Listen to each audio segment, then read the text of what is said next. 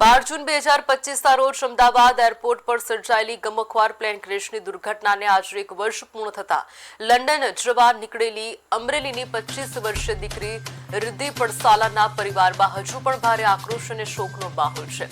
પુત્રીના મોતના ગમમાંથી બહાર ન આવી શકેલા માતા ગીતાબેને ભાવુક હૈયે સરકાર સમક્ષ અકસ્માતનું સાચું કારણ જાણવા માટે બ્લેક બોક્સનો ડેટા જાહેર કરવાની માંગ કરી છે।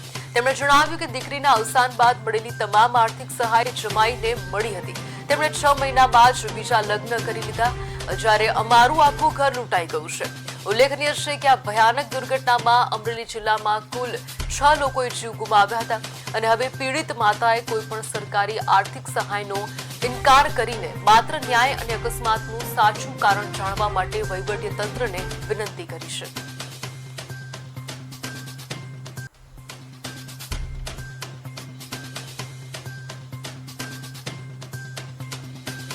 છોકરા પાસે મેરેજ સર્ટી નહોતું, તે મારી દીકરીની હારે જ હતું। અમને ફાઇલ એર ઇન્ડિયા વાળાએ આપી છે, એમાં બધા કાગળિયા હજી એના સેફલી છે।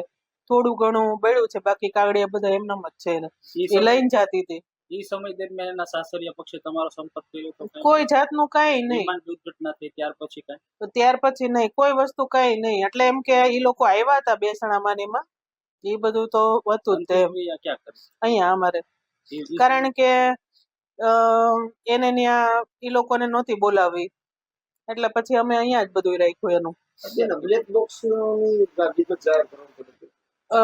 બ્લેક બોક્સના ડેટા સરકારશ્રીને એ જ વિનંતી છે કે ભાઈ બ્લેક બોક્સના ડેટા જાહેર કરો।